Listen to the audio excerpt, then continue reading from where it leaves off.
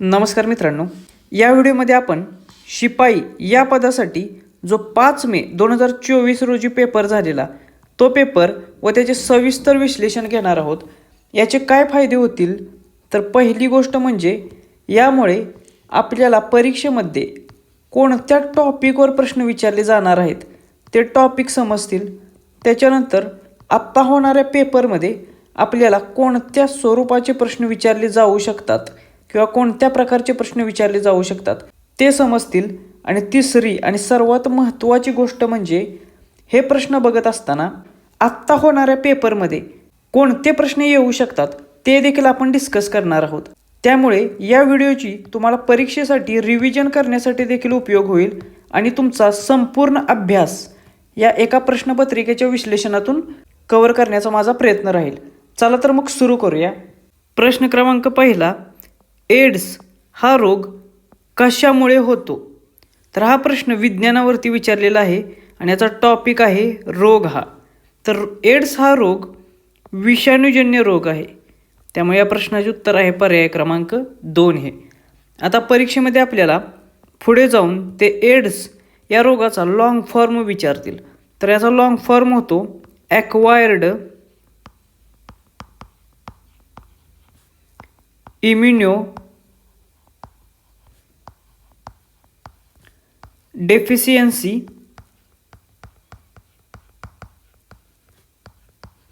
Syndrome.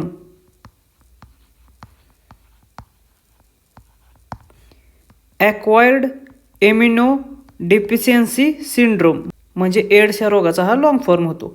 त्याच्यानंतर हा कोणत्या विषाणूमुळे होतो असा प्रश्न पुढे विचारला जाईल। तर हा एड्स हा रोग HIV या विषाणूमुळे होतो। मग याचा लॉंग फॉर्म काय तो देखील आपल्याला माहीत असणं आवश्यक आहे, कारण याच्यावरती प्रश्न येऊ शकतो। तर याचा लॉंग फॉर्म होतो ह्यूमन इम्युनो डेफिशियन्सी व्हायरस।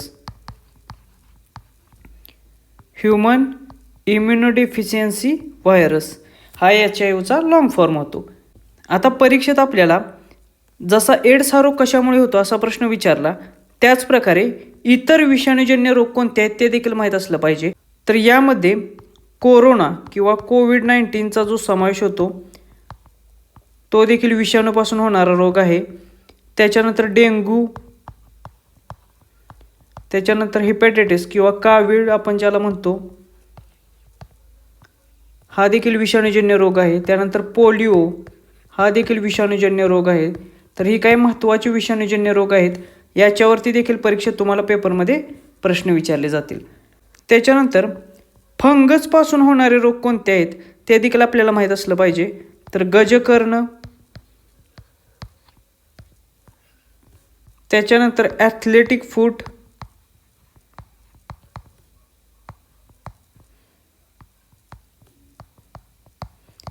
तर हे जे काही रोग आहेत ते फंगसपासून किंवा फंगल डिसीजेस म्हणून ओळखले जातात। तर इथे खाली आपण जीवाणूपासून होणारे रोग, जीवाणूजन्य जे रोग आहेत ते देखील बघूया। त्याच्यावरती देखील परीक्षेमध्ये अशाच प्रकारचा प्रश्न विचारला जाईल। तर जीवाणूजन्य रोग आहेत क्षयरोग, त्याच्यानंतर कॉलरा, त्याच्यानंतर प्लेग, न्यूमोनिया। तर हे काही महत्त्वाचे जीवाणूजन्य रोग आहेत, त्यामुळे हे जीवाणूजन्य रोग, विषाणूजन्य रोग आणि फंगल डिसीजेस हे लक्षात ठेवा। याच्यावरती अशाच स्वरूपाचे पेपरमध्ये प्रश्न विचारले जातील। प्रश्न क्रमांक दुसरा, हाडाच्या निकोप वाढीसाठी कोणत्या व्हिटॅमिनची आवश्यकता असते? तर हा देखील सायन्सवरती प्रश्न विचारलेला आहे आणि जीवनसत्वे किंवा व्हिटॅमिन या टॉपिकवरती हा प्रश्न आहे। तर हाडांच्या निकोप वाढीसाठी जीवनसत्व किंवा व्हिटॅमिन ची आवश्यकता असते, त्यामुळे पर्याय क्रमांक 2 हे या प्रश्नाचे योग्य उत्तर आहे। आता परीक्षेत आपल्याला पुढे जाऊन असा प्रश्न विचारला जाईल की डी व्हिटॅमिनचा नैसर्गिक स्रोत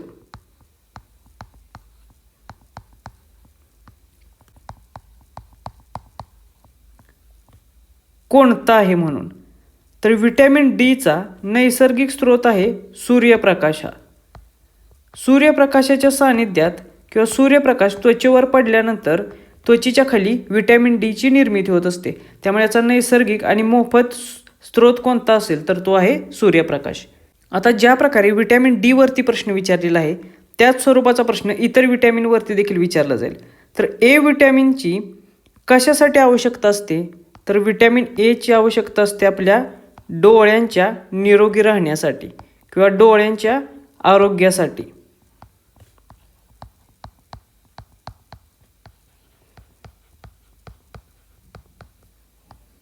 डोळे म्हटलं की व्हिटॅमिन ए लक्षात ठेवा. त्याच्यानंतर व्हिटॅमिन बीची कशासाठी आवश्यकता असते तर शरीरातील ऊर्जा असेल किंवा शरीरातील इतर चयापचय क्रिया ज्या असतात त्या क्रियांसाठी किंवा त्या योग्य रीतीने चालण्यासाठी व्हिटॅमिन बीची आवश्यकता असते. त्याच्यानंतर सी व्हिटॅमिनची कशासाठी आवश्यकता असते तर सी व्हिटॅमिन हे रोगप्रतिकारक शक्तीसाठी खूप आवश्यक असते.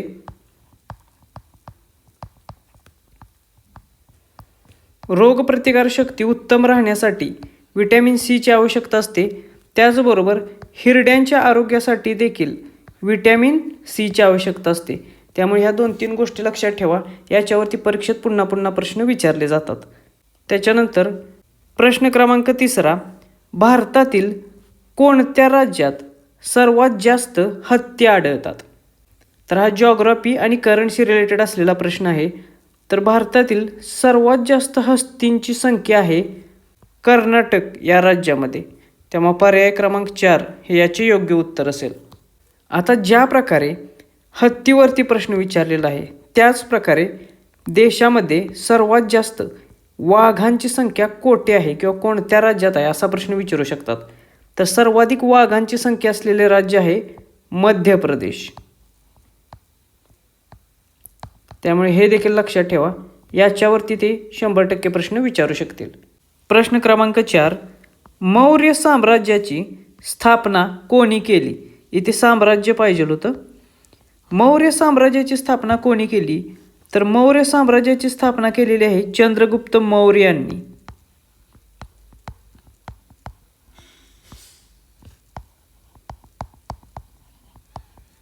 आता पर्यायांमध्ये चंद्रगुप्त मौर्य हा पर्याय आहे का तर नाही. त्यामुळे या प्रश्नाचे उत्तर आहे पर्याय क्रमांक 4 यापैकी कोणीही नाही. आता ज्या प्रकारे परीक्षेमध्ये मौर्य साम्राज्यावरती प्रश्न आलेला आहे त्याच्या संस्थापकावरती, त्याचप्रकारे इतर जे काही महत्त्वाचे संस्थापक आहेत विविध साम्राज्याचे त्याच्यावरती 100% प्रश्न विचारणार. तर ते देखील आपण बघूया. सातवाहन साम्राज्याचे संस्थापक कोण होते याच्यावरती खूप वेळा प्रश्न विचारलेला आहे. तर सातवाहन साम्राज्याचे संस्थापक होते राजा सिमुक हे.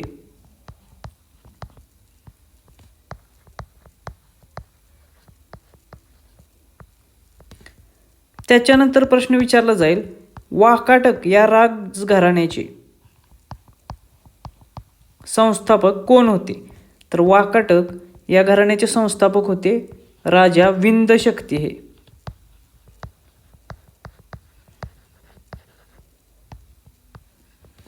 त्याच्यानंतर राष्ट्रकूट हे एक महत्त्वाचे राजघराणे होते.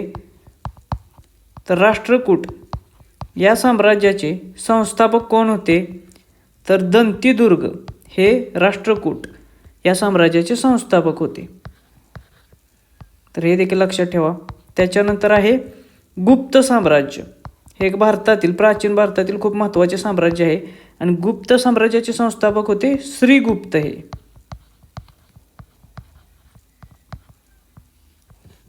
त्याच्यानंतर अजून एक महत्त्वाचे राजघराणे आहे वर्धन राजघराणे किंवा वर्धन साम्राज्य. तर या वर्धन साम्राज्याचे संस्थापक होते पुष्यभूती. तर ही काही प्रमुख राजघराणे आहेत भारताच्या इतिहासातील आणि त्यांचे संस्थापक आहेत. याच्यावरती 100% प्रश्न विचारले जातात. त्याच्यानंतर आहे प्रश्न क्रमांक 5, इन्सुलिनच्या कमतरतेमुळे कोणता रोग होतो. आता हा देखील विज्ञानावरचा प्रश्न आहे आणि पुन्हा एकदा बघा रोग या टॉपिकवरती हा प्रश्न विचारलेला आहे. त्यामुळे परीक्षेच्या दृष्टिकोनातून विविध आजार किंवा रोग हा टॉपिक खूप महत्त्वाचा आहे. तर इन्सुलिनच्या कमतरतेमुळे होणारा रोग आहे मधुमेह हा, म्हणजेच डायबिटीज. इन्सुलिनचे प्रमुख कार्य काय असते, तर रक्तातील जी साखर आहे त्या साखरेचे प्रमाण नियंत्रित ठेवणे. आणि जेव्हा या साखरेचे प्रमाण नियंत्रित राहत नाही तेव्हा मधुमेह हा आजार होतो. आता आपण पर्यायांपैकी बघूया की नाईट ब्लाइंडनेस हा जो आजार आहे किंवा याला रात आंधळेपणा असं म्हटले जातं. रात आंधळेपणा.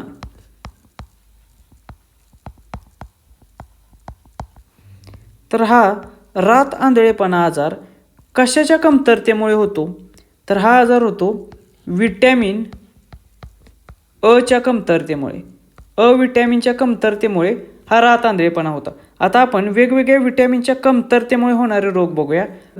बेरी हा जो आजार आहे,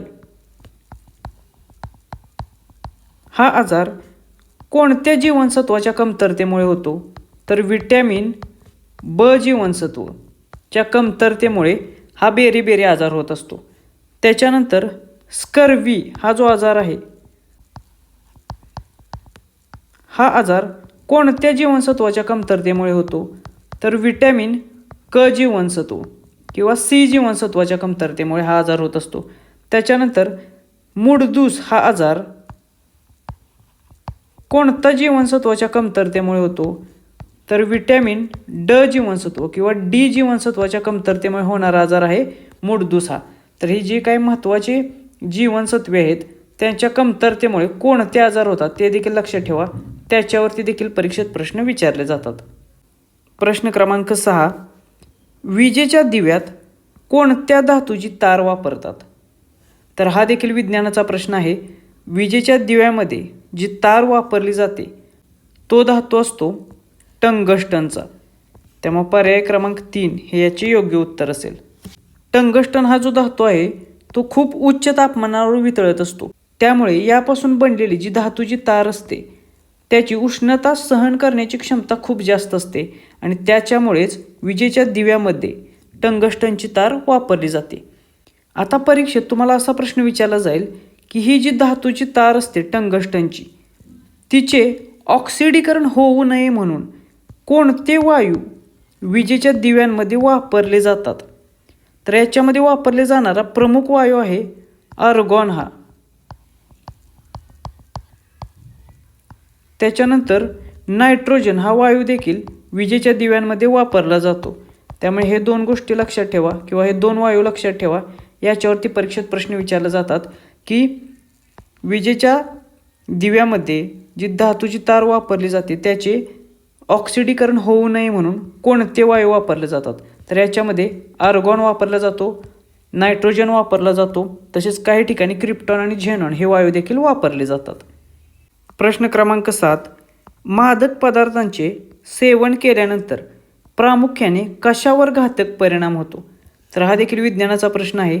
जेव्हा मादक पदार्थांचे सेवन केले जाते तर त्याचा प्रामुख्याने जो परिणाम होतो तो शरीराच्या मज्जासंस्थेवरती होतो. त्यामुळे पर्याय क्रमांक 4 हे याचे योग्य उत्तर आहे. याच्यामुळे मज्जासंस्थेवर ज्यावेळी परिणाम होतो त्यामुळे शरीराचा तोल जाणे, त्याच्यानंतर मानवाची विचार करण्याची क्षमता कमी होणे, निर्णय क्षमता कमी होणे, त्याचबरोबर दीर्घकाळ जर मादक पदार्थांचे सेवन केले तर त्याच्यामुळे स्मरणशक्ती देखील कमकुवत होते.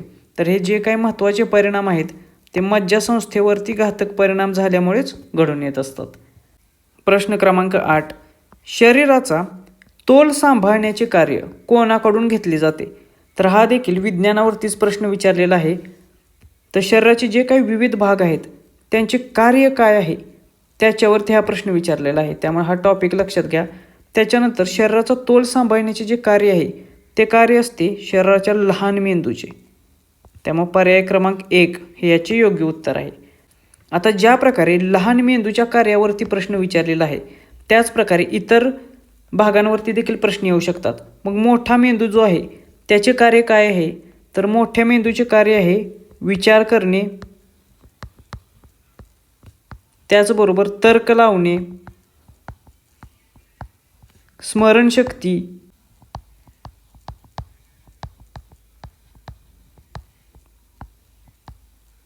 त्याच्याबरोबर निर्णय घेणे, हे जी काही महत्त्वाची कार्ये आहेत ती मोठ्या मेंदूमार्फत पार पाडली जातात. त्याच्यानंतर चेतातंतूचे कार्य काय असते, तर चेतातंतूचे कार्य असते जे काही संदेश आहेत त्या संदेशांचे मोठ्या मेंदूकडून शरीराकडे आणि शरीराकडून मोठ्या मेंदूकडे किंवा मेंदूकडे वहन करणे. त्यामुळे हे संदेश वहन करण्याचे महत्त्वाचे कार्य चेतातंतूमार्फत पार पाडले जाते. त्याचबरोबर आणखीन एक महत्त्वाचा भाग आहे, त्याचे नाव असतं मेडुला ऑब्लांगाटा म्हणून.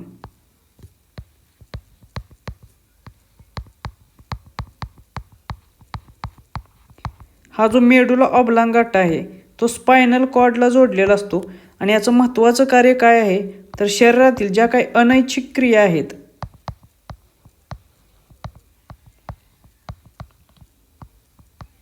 जसे की शिंकणे किंवा हृदयाचे ठोके चालू असणे किंवा खोकणे, ह्या ज्या काही अनैच्छिक क्रिया आहेत त्या क्रियांवरती नियंत्रण ठेवण्याचे कार्य ह्या मेडुला ऑब्लांगाटाचे असते.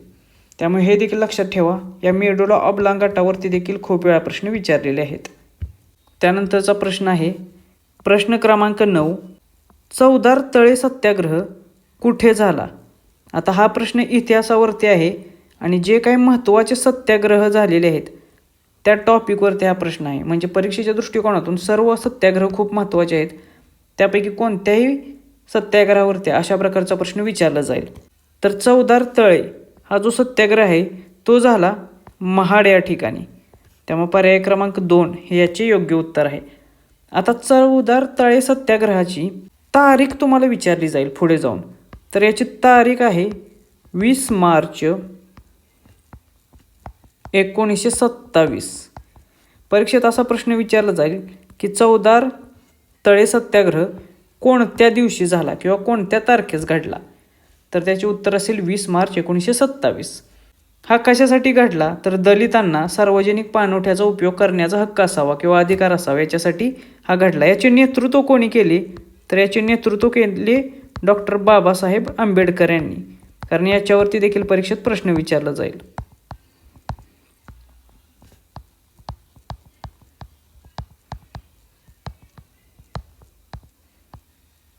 त्याच्यानंतर आणखीन एक महत्त्वाचा सत्याग्रह आहे जो महाड या ठिकाणी झालेला, त्याच्यावरती देखील प्रश्न विचारला जातो आणि तो आहे मनुस्मृतीचे दहन.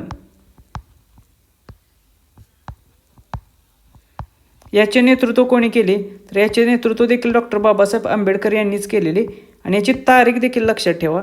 तर याची तारीख आहे 25 डिसेंबर 1927. म्हणजे 1927 सालीच 2 महत्त्वाच्या गोष्टी डॉक्टर बाबासाहेब आंबेडकरांच्या दृष्टीने घडलेल्या आहेत आणि दोन्ही महाड या ठिकाणीच घडल्यात. मात्र पहिली घडली 20 मार्चला चवदार तळे सत्याग्रह आणि दुसरी घडली मनुस्मृती दहन, ती 25 डिसेंबर 1927ला. त्याच्यानंतरचा प्रश्न आहे प्रश्न क्रमांक 10, मध्यरात्रीचा सूर्य कुठे उगवतो. तर हा भूगोलाच्या दृष्टिकोनातून प्रश्न विचारलेला आहे. तर मध्यरात्रीचा सूर्य उगवणारा देश कोणता आहे, तर तो आहे नॉर्वे हा देश. त्यामुळे पर्याय क्रमांक 4 हे याचे योग्य उत्तर आहे. आता ज्या प्रकारे मध्यरात्रीचा सूर्य नॉर्वे याच्यावरती प्रश्न आहे त्याच प्रमाणे उगवत्या सूर्याचा देश कोणता आहे असा देखील प्रश्न पेपरमध्ये येऊ शकतो. तर उगवत्या सूर्याचा देश म्हणून ओळखला जाणारा देश आहे जपान हा. त्यामुळे हे देखील लक्षात ठेवा, याच्यावरतीही प्रश्न येईल. प्रश्न क्रमांक 11, यशवंतराव चव्हाण यांचे स्मृतिस्थळ कोणत्या ठिकाणी आहे. तर सातारा जिल्ह्यातील कराड येथे यशवंतराव चव्हाण यांचे स्मृतिस्थळ आहे. त्यामुळे या प्रश्नाचे उत्तर आहे पर्याय क्रमांक 2 हे. आता कराडमधील जे ठिकाण आहे प्रीतिसंगम हे यशवंतराव चव्हाण यांच्या स्मृतिस्थळाचे नाव आहे. त्यामुळे हे नाव देखील लक्षात ठेवा. आता परीक्षेत तुम्हाला महत्त्वाचे जे काही नेते आहेत किंवा सामाजिक जी व्यक्ती होत्या महत्त्वाच्या त्यांची विविध स्मृतिस्थळे आहेत, त्या प्रत्येकाच्या स्मृतिस्थळावरती प्रश्न विचारला जाऊ शकतो. तर काही महत्त्वाचे नेते ज्याच्यावरती प्रश्न विचारलेले आहेत यापूर्वी ते आपण बघूया. महात्मा गांधी यांचे स्मृतिस्थळ कोणत्या नावाने ओळखले जाते? तर त्याला राजघाट म्हणून ओळखले जाते, किंवा नवी दिल्लीतील राजघाट येथे महात्मा गांधींचे स्मृतिस्थळ आहे. त्याच्यानंतर डॉक्टर बाबासाहेब आंबेडकरांचे स्मृतिस्थळ कोठे आहे?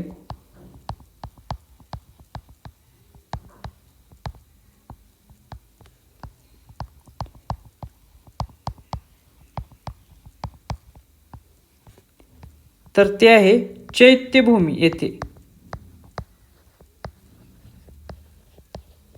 त्यामुळे हे नाव लक्षात ठेवा. त्याच्यानंतर प्रश्न विचारला जाईल पंडित नेहरूंवरती. पंडित जवाहरलाल नेहरूंचे स्मृतिस्थळ कोणत्या नावाने ओळखले जाते? तर त्याचे नाव आहे शांतीवन. हे देखील दिल्ली येथेच आहे. त्याच्यानंतर आपले अजून एक माजी पंतप्रधान लाल बहादूर शास्त्री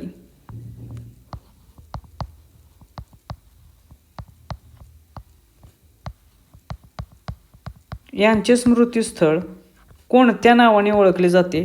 तर याला विजय घाट म्हटले जातं.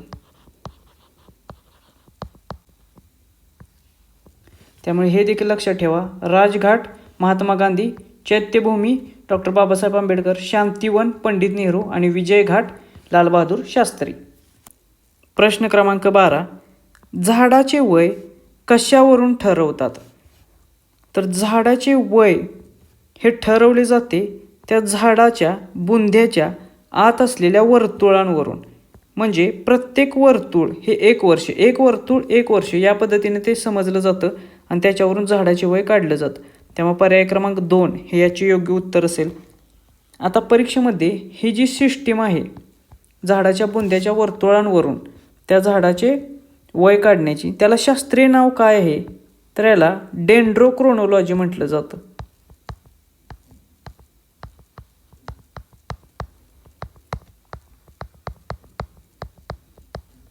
ही जी शास्त्रीय पद्धत आहे त्याचं नाव आहे डेंड्रोक्रोनोलॉजी. त्यामुळे हे नाव देखील लक्षात ठेवण्याचा प्रयत्न करा. प्रश्न क्रमांक 13.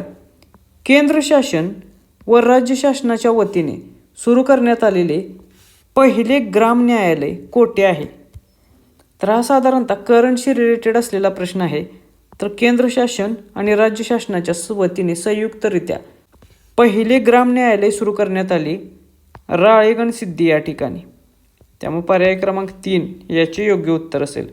अहिल्यानगर किंवा अहमदनगर या जिल्ह्यातील राळेगण सिद्धी या ठिकाणी हे पहिल्यांदा सुरू करण्यात आलेले 2009 साली. याचा उद्देश काय होता? तर जे काही ग्रामीण भागातील जनता आहे त्यांचे जे लहान लहान तंटे आहेत ते ग्रामीण पातळीवर किंवा स्थानिक पातळीवरच स्वस्तरित्या आणि एकदम जलदरित्या सुटावेत या दृष्टिकोनातून हे ग्राम न्यायालय स्थापन करण्यात आलेले. प्रश्न क्रमांक 14. खालीलपैकी कोणता रोग हा पाण्याद्वारे पसरत नाही? आता पुन्हा एकदा हा प्रश्न रोग या टॉपिकवरती विचारलेला आहे. म्हणजे बघा प्रश्न कसे रिपीट होत असतात एकाच टॉपिकवरती. तर पाण्याद्वारे न पसरणारा रोग येथे विचारलेला आहे. कावीळ पाण्याद्वारे पसरते का? तर हो. पटके हा रोग पाण्याद्वारे पसरतो का? तर हो. नारू हा रोग पाण्याद्वारे पसरतो का? तर हो. मग पसरत नाही कोणता? तर हिवताप हा जो आजार आहे तो पाण्याद्वारे पसरत नाही. त्यामुळे पर्याय क्रमांक 4 हे याचे योग्य उत्तर आहे. मग हा जो हिवताप आहे तो कशाद्वारे पसरतो? तर हा पसरतो डासांद्वारे. याचा जो प्रसार आहे तो डासांद्वारे होत असतो. मग याला कोणती डास किंवा कोणता डास जबाबदार असतो? तर याला ॲनाफिलस डासाची मादी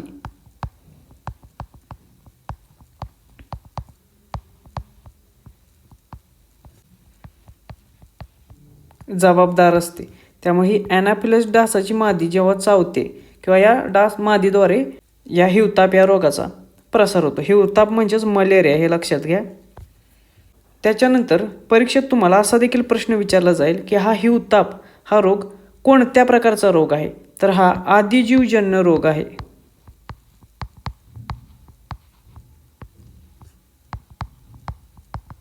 म्हणजेच आदिजीवांपासून होणारा रोग आहे. मग यासाठी कोणता आदिजीव जबाबदार असतो? तर हा प्लाझ्मोडियम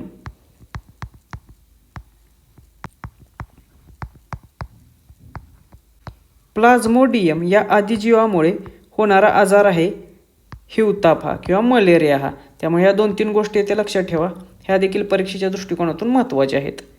त्याच्यानंतर प्रश्न क्रमांक 15, संसदेमध्ये पुढीलपैकी कोणाचा समावेश होत नाही? तर आपल्याला माहीत आहे संसदेमध्ये 3 गोष्टी प्रमुख असतात. पहिली आहे ते देशाचे राष्ट्रपती, ते संसदेचा अविभाज्य भाग आहेत. त्याच्यानंतर आहे राज्यसभा आणि त्याच्यानंतर आहे लोकसभा. या 3 गोष्टी संसदेमध्ये समाविष्ट होतात. मग राहिलं कोणतं? सर्वोच्च न्यायालय.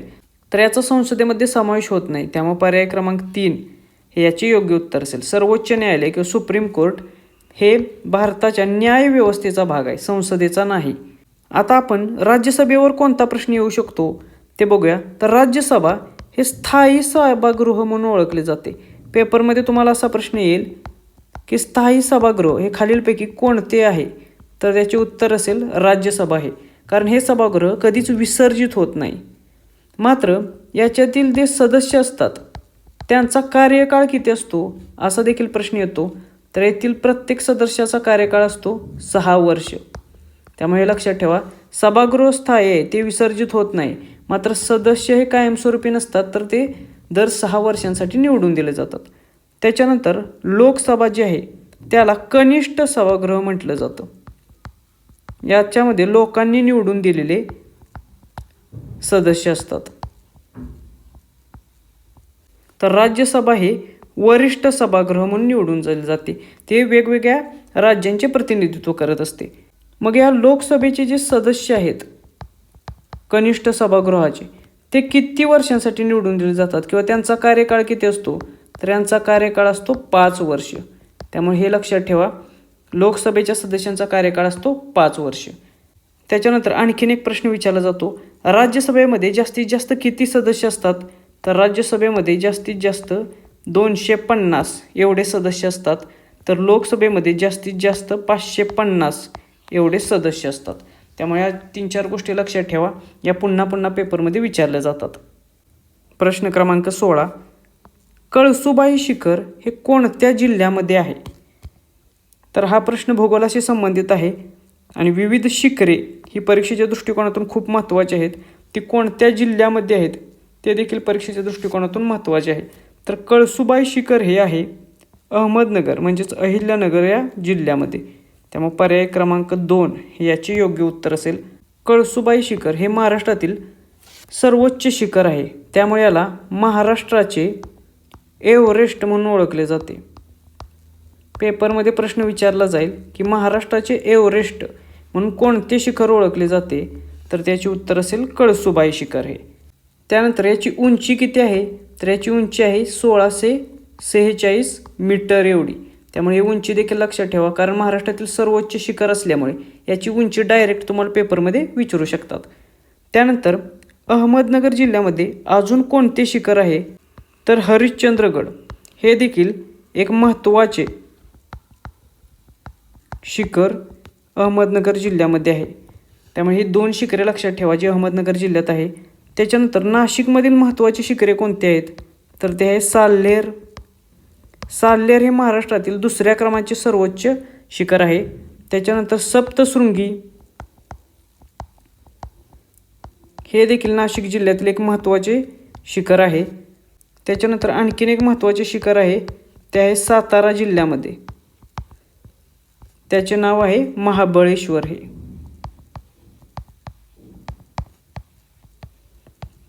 परीक्षेत असा देखील प्रश्न येईल की महाबळेश्वर हे थंड हवेचे ठिकाण कोणत्या जिल्ह्यात आहे? तर ते आहे सातारा जिल्ह्यामध्ये. त्याचबरोबर ते महत्त्वाचे शिखर देखील आहे. याच्यावर दोन्ही प्रकारे प्रश्न ते विचारू शकतात. प्रश्न क्रमांक 17, खालीलपैकी कोणते गाव हे कृष्णा आणि पंचगंगा नदीच्या संगमावर वसलेले आहे? तर हा जिओग्राफी किंवा भूगोलाचा प्रश्न आहे आणि नद्या या टॉपिकवरती आधारित असलेला हा प्रश्न आहे. तर कृष्णा आणि पंचगंगा या नद्यांचा संगम कोठे होतो? तर कृष्णा आणि पंचगंगा नदीचा संगम होतो नरसोबाची वाडी या ठिकाणी किंवा नरसिंहवाडी. त्यामुळे पर्याय क्रमांक 3 हे याचे योग्य उत्तर आहे. आता परीक्षेच्या दृष्टिकोनातून अजून काही महत्त्वाचे संगम आहेत ज्याच्यावरती प्रश्न येऊन गेलेले आहेत. तर कराडमधील प्रीतिसिंग संगम आपण मागाशीच पाहिलेलं की यशवंतराव चव्हाण यांचे स्मृतीस्थळ या ठिकाणी आहे. तर कराडमधील प्रीती संगम येथे कोणत्या नद्यांचा संगम होतो? तर कृष्णा व कोयना या 2 नद्यांचा संगम होतो प्रीती संगम या ठिकाणी. त्यामुळे हे लक्षात ठेवा. त्याच्यानंतर सातारा जिल्ह्यातील माहुली या ठिकाणी कोणत्या 2 नद्यांचा संगम होतो? तर माहुली येथे कृष्णा नदी आणि वेण्णा नदी या 2 नद्यांचा संगम माहुली येथे होतो. त्यामुळे हे ठिकाण देखील लक्षात ठेवा. त्याच्यानंतर आणखीन एक महत्त्वाचे ठिकाण आहे, ते आहे चांगदेव. चांगदेव येथे कोणत्या 2 नद्यांचा संगम होतो? तर उत्तर महाराष्ट्रातील तापी नदी व पूर्णा नदी या 2 नद्यांचा संगम चांगदेव येथे होतो. त्यामुळे हे 3 संगम लक्षात ठेवा. याच्यावरती प्रश्न विचारलेले आहेत. प्रश्न क्रमांक 18, गंगा नदीची सर्वात मोठी उपनदी कोणती आहे? तर हा देखील प्रश्न भूगोलावरचा आहे आणि पुन्हा एकदा नदी या टॉपिकवरतीच हा प्रश्न विचारलेला आहे. तर गंगा नदीची सर्वात मोठी उपनदी आहे यमुनाही. त्यामुळे पर्याय क्रमांक 3 हे याचे योग्य उत्तर आहे. मग परीक्षेत तुम्हाला असा प्रश्न विचारला जाईल, गंगा आणि यमुना या 2 नद्यांचा संगम कोठे होतो? या संगमावरती देखील प्रश्न येतो. तर गंगा आणि यमुना या 2 नद्यांचा संगम होतो अलाहाबादमधील प्रयागराज येथे. त्यामुळे हे ठिकाण लक्षात ठेवा. याच्यावरती परीक्षेत प्रश्न येऊन गेलेले आहेत. त्याचबरोबर ही गंडक असेल किंवा गोमती असेल या दोन्ही नद्या ह्या गंगा नदीच्या उपनद्याच आहेत, मात्र तुलनेने यमुनेपेक्षा लहान आहेत. त्यानंतर महाराष्ट्राच्या दृष्टिकोनातून महत्त्वाची असलेली नदी कोणती आहे? तर ती आहे गोदावरी नदी ही. आणि परीक्षेच्या दृष्टिकोनातून देखील खूप महत्त्वाची आहे, कारण याच्यावरती खूप सारे प्रश्न विचारले जातात. मग गोदावरी नदी ही महाराष्ट्रातील सर्वात मोठी नदी आहे. त्याचबरोबर हिला दक्षिण गंगा देखील म्हटलं जातं, हे लक्षात घ्या. हे जे मी काय सांगतोय ते सर्व तुम्ही लिहून घ्यायचं, याच्या नोट्स बनवायच्या आहेत. याचा तुम्हाला 100% पेपरमध्ये फायदा होईल. त्याचबरोबर गोदावरी नदीची एकूण लांबी किती आहे असा देखील पेपरमध्ये प्रश्न विचारला जाईल. तर गोदावरी नदीची लांबी आहे 1465 किलोमीटर एवढी. मात्र महाराष्ट्रातील जी लांबी आहे ती आहे 668 किलोमीटर एवढी. त्यामुळे या दोन्ही गोष्टी लक्षात ठेवा. एकूण लांबी 1465 आणि महाराष्ट्रातील 668. आणि यामुळेच गोदावरी नदीच्या खोऱ्याने महाराष्ट्राचे जवळपास 49% क्षेत्र व्यापलेले आहे. हा देखील प्रश्न खूप वेळा विचारलेला आहे की गोदावरी नदीने महाराष्ट्राचे एकूण किती टक्के क्षेत्र व्यापलेले आहे? तर त्याचे उत्तर असेल 49% एवढे. त्याच्यानंतर प्रश्न क्रमांक 19, GSTचा लॉंग फॉर्म काय आहे? तर अशा प्रकारे जे काही महत्त्वाचे शब्द असतात, शॉर्ट फॉर्म असतात, त्याचे लॉंग फॉर्मवरती परीक्षेत प्रश्न विचारले जातात. जे आपण नेहमीचे शब्द वापरतो मोस्टली तेच शब्द येथे विचारले जातात. तर GSTचा लॉंग फॉर्म होतो गुड्स अँड सर्व्हिसेस टॅक्स. त्यामुळे पर्याय क्रमांक 3 याचे योग्य उत्तर आहे. याला मराठीत आपण वस्तू आणि सेवा कर असे म्हणतो. मग परीक्षेत तुम्हाला पुढे जाऊन असा प्रश्न विचारला जाईल की हा वस्तू आणि सेवा कर लागू कधी झाला? तर हा लागू झाला 1 जुलै 2017ला. कारण हा बऱ्याच वेळा प्रश्न विचारून झालेला आहे. 1 जुलै 2017 पासून हा कर लागू करण्यात आला होता. आणि हा कर लागू करण्यासाठी कोणती घटना दुरुस्ती झाली होती? तर 121वी घटना दुरुस्ती. 2016चा कायदा जो आहे 121वी घटना दुरुस्ती कायदा 2016 नुसार हा GST कर लागू करण्यात आलेला. त्यामुळे 121वी घटना दुरुस्ती देखील लक्षात ठेवा. त्याच्यानंतर प्रश्न क्रमांक 20, गोलकोंडा किंवा गोवळकोंडा खान ही भारतातील कोणत्या राज्यात आहे? तर हा देखील भूगोलाचा प्रश्न असून खान किंवा खनिज याच्याशी संबंधित टॉपिकवर तो विचारलेला आहे. तर गोवळकोंड्याची खाणी आहे तेलंगणा या राज्यामध्ये. त्यामुळे पर्याय क्रमांक 1 हे याचे योग्य उत्तर असेल. त्याच्यानंतर आता प्रश्न असा विचारला जाईल की ही खाण कशासाठी प्रसिद्ध आहे? तर ही खाण हिऱ्यांसाठी प्रसिद्ध आहे. कारण याच खाणीमधून कोहिनूरसारखा हिरा देखील मिळालेला होता. त्यामुळे परीक्षेच्या दृष्टिकोनातून ही एक महत्त्वाची खाण आहे. प्रश्न क्रमांक 21. महाराष्ट्रात करांडला वाघ अभयारण्य कोणत्या जिल्ह्यात आहे? तर हा देखील भूगोलावरचा प्रश्न आहे आणि महत्त्वाची अभयारण्ये कोणत्या जिल्ह्यात आहेत ते आपल्याला माहीत असणं खूप आवश्यक आहे, कारण जिल्हा आणि अभयारण्य याच्यावरती प्रश्न अशा स्वरूपाचे विचारले जातील. तर हे करांडला अभयारण्य आहे नागपूर या जिल्ह्यामध्ये. त्यामुळे पर्याय क्रमांक 1 हे याचे योग्य उत्तर आहे. आता आपण काही महत्त्वाचे अभयारण्य बघूया की ज्याच्यावरती प्रश्न विचारले जातील. तर अमरावती येथे कोणते महत्त्वाचे अभयारण्य आहे? व्याघ्र प्रकल्प आहे. तर मेळघाट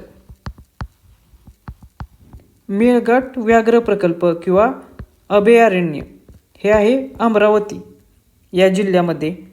त्याच्यानंतर पुणे येथे कोणते महत्त्वाचे अभयारण्य आहे ज्याच्यावरती परीक्षेत प्रश्न विचारला जातो?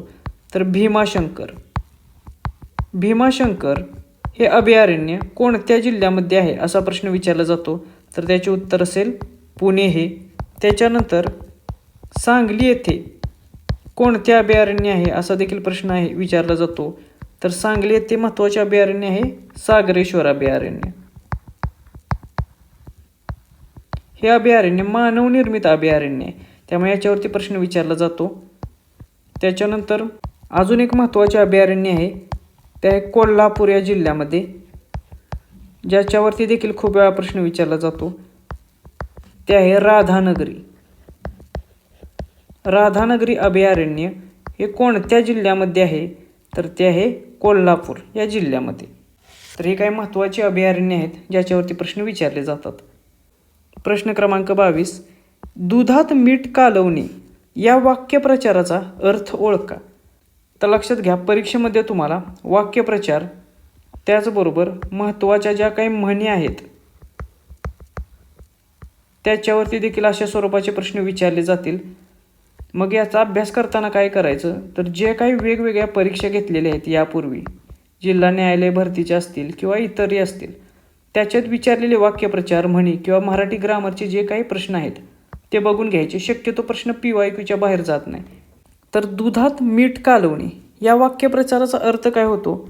तर एखादी जी काही चांगली गोष्ट चाललेली असेल किंवा एखादा बेत ठरलेला असेल तर तो जाणीवपूर्वक बिघडवणे किंवा त्याच्यात खडा टाकणे याला दुधात मीठ कालवणे असे म्हणतात. म्हणजेच एखाद्याच्या बसलेल्या घडीचा विचका करणे, म्हणजे तीच घडी जी बसलेली आहे ती विस्कटवणे. त्यामुळे पर्याय क्रमांक 3 हे याचे योग्य उत्तर असेल. प्रश्न क्रमांक 23. संपूर्ण डिजिटल व हायटेक वर्गखोळ्या असलेले पहिले राज्य कोणते? तर हा देखील एक थोडासा करंटशी रिलेटेड असलेला प्रश्न आहे. संपूर्णतः डिजिटल आणि हायटेक वर्गखोल्या असलेले पहिले राज्य आहे केरळ राज्य हे. त्यामुळे पर्याय क्रमांक 2 हे या प्रश्नाचे योग्य उत्तर असेल. तर परीक्षेच्या आधी आपण काय करायचं की जे काही महत्त्वाचे इम्पॉर्टंट असे करंटचे प्रश्न आहेत ते आपण कवर करू. तोपर्यंत तुम्ही देखील जेवढे काही करंटचे प्रश्न तुम्हाला कवर करता येतील ते करण्याचा प्रयत्न करा. त्यानंतर आहे प्रश्न क्रमांक 24. तुळजापूर हे धार्मिक स्थान कोणत्या जिल्ह्यामध्ये आहे? हा देखील भूगोलाशी संबंधित असलेला प्रश्न असून महत्त्वाची जी धार्मिक स्थाने आहेत महाराष्ट्र राज्यातील त्याच्यावरती अशा स्वरूपाचा प्रश्न विचारला जाईल. त्यामुळे महत्त्वाची धार्मिक स्थाने आणि ती कोणत्या जिल्ह्यामध्ये आहेत ते एकदा आपण बघून घ्यायचं आहे. तर तुळजापूर आहे उस्मानाबाद या जिल्ह्यामध्ये. त्यामुळे पर्याय क्रमांक 2 याचे योग्य उत्तर असेल. आता त्याला धाराशिव जिल्हा म्हणून ओळखलं जातं. मग हे तुळजापूर कशासाठी प्रसिद्ध आहे? तर ते आहे तुळजाभवानी या देवीसाठी, जी महाराष्ट्राची आराध्य देवी आहे. त्याच्यानंतर आता परीक्षेच्या दृष्टिकोनातून काही महत्त्वाची धार्मिक स्थाने बघूया ज्याच्यावरती प्रश्न विचारले जातात. तर अंबाबाई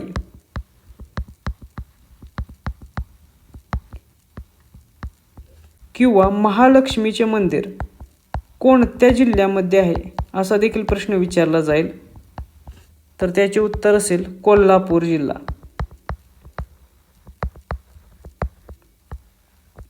त्याच्यानंतर रेणुका माता किंवा माहूरचे मंदिर किंवा माहूर हे धार्मिक स्थान कोणत्या ठिकाणी आहे किंवा कोणत्या जिल्ह्यात आहे असा प्रश्न विचारला जाईल, तर ते आहे नांदेड या जिल्ह्यामध्ये. त्याच्यानंतर सप्तशृंगी ही देवी कोणत्या ठिकाणी आहे किंवा वणी कोणत्या हे धार्मिक स्थळ कोणत्या ठिकाणी आहे, कोणत्या जिल्ह्यात आहे असा प्रश्न विचारला जाईल, तर ते आहे नाशिक जिल्ह्यामध्ये. त्याच्यानंतर घृष्णेश्वर हे ज्योतिर्लिंग कोणत्या जिल्ह्यामध्ये आहे असा देखील प्रश्न येऊ शकतो. तर घृष्णेश्वर हे जे ज्योतिर्लिंग आहे ते आहे छत्रपती संभाजीनगर या जिल्ह्यामध्ये.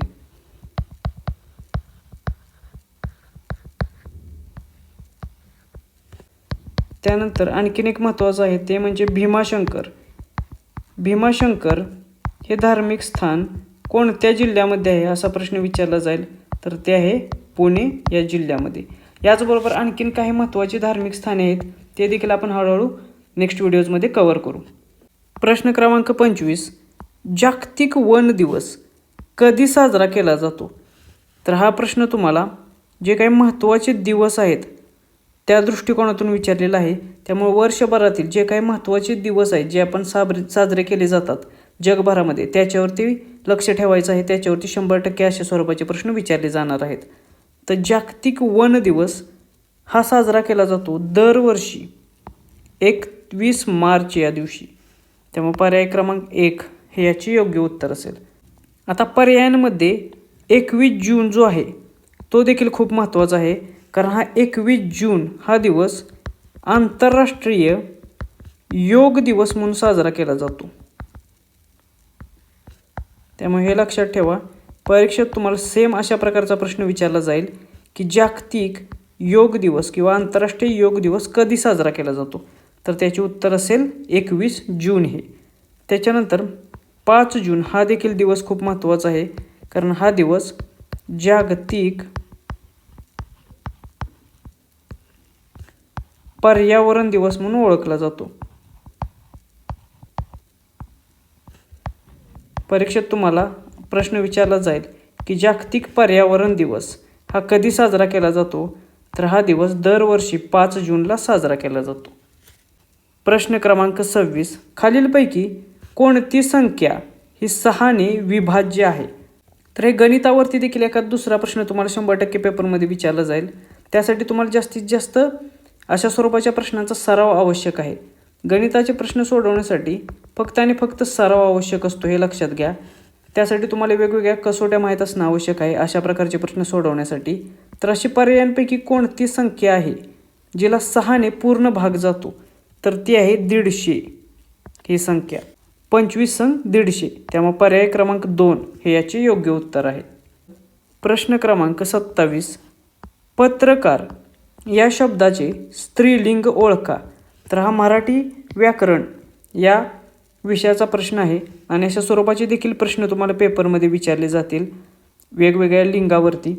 त्यामुळे पत्रकार या शब्दाचे स्त्रीलिंगी रूप असते पत्रकर्ती हे. त्यामुळे पर्याय क्रमांक 4 हे याचे योग्य उत्तर असेल. आता याच स्वरूपाचे काही परीक्षेच्या दृष्टिकोनातून महत्त्वाचे शब्द आपण बघूया. बोका याचे स्त्रीलिंगी रूप काय होते, तर याचे स्त्रीलिंगी रूप होते भाटी. त्याच्यानंतर उंट या शब्दाचे स्त्रीलिंगी रूप काय होते, तर याचे स्त्रीलिंगी रूप असते सांडणी. त्याच्यानंतर दाता या शब्दाचे स्त्रीलिंगी रूप काय होते, तर याचे स्त्रीलिंगी रूप असते दातरी हे. त्याच्यानंतर आणखीन एक महत्त्वाचा असतो जो नेहमी विचारला जातो, कवी या शब्दाचे स्त्रीलिंगी रूप काय आहे, तर याचे स्त्रीलिंगी रूप असते कवयित्री. आता हा जो कवयित्री शब्द आहे तो शुद्ध लेखनासाठी देखील खूप वेळा विचारला जातो, त्यामुळे हा लक्षात ठेवा. त्याच्यानंतर आणखीन एक आहे गवळी या शब्दाचे स्त्रीलिंगी रूप काय असते, तर याचे स्त्रीलिंगी रूप आहे गवळण.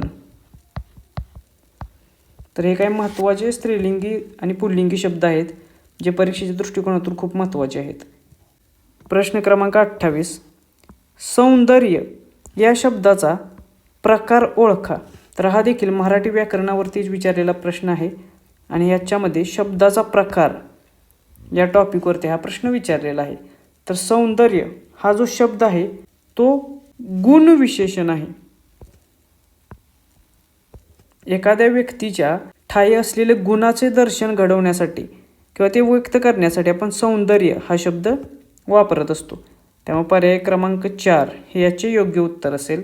आता यावरून अजून एक प्रश्न मला आठवतोय, तो आहे हसणे.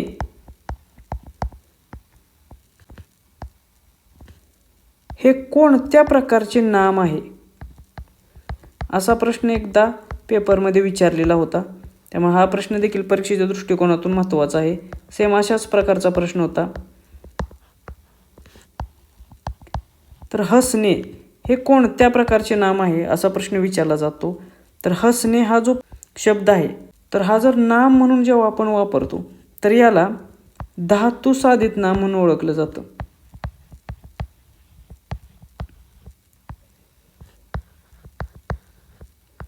याचं कारण काय आहे?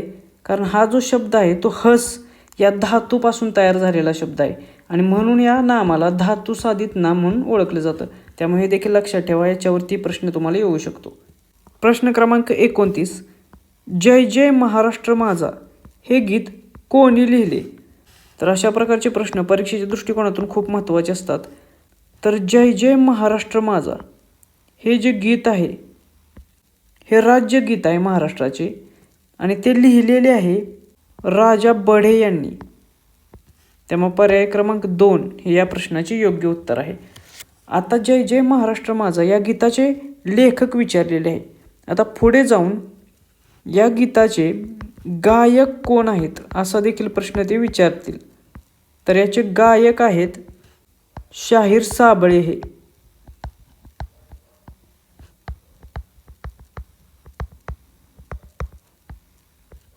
त्याच्यानंतर या गीताला कोणी संगीत दिलेले आहे असा देखील प्रश्न पेपरमध्ये ते विचारू शकतात. तर याचे संगीतकार कोण आहेत? तर ते आहेत श्रीनिवास खळे हे.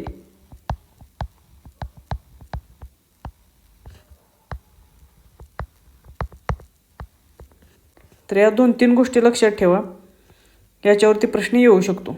त्याच्यानंतर प्रश्न क्रमांक 30 शेवटचा प्रश्न या प्रश्नपत्रिकेतील.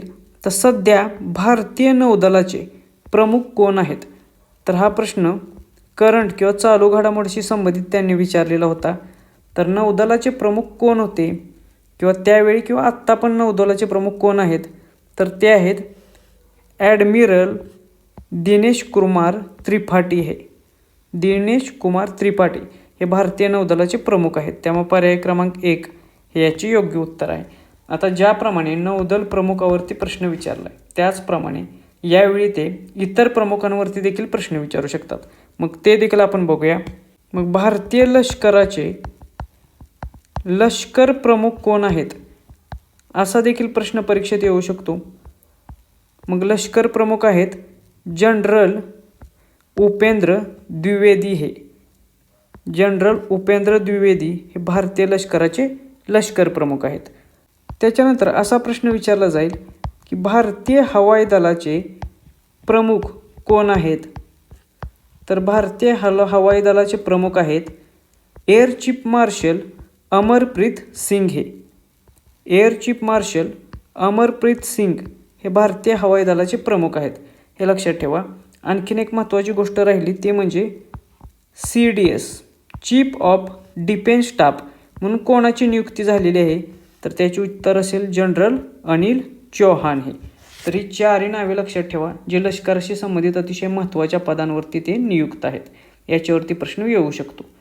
तर अशा रीतीने आपण 5 मे 2024 रोजी जी शिपाई किंवा पिऊन या पदासाठी झालेली परीक्षा होती त्या परीक्षेत विचारलेले सर्व 30 प्रश्न बघितलेले आहेत. त्याचे सविस्तर विश्लेषण आपण घेतलेले आहे.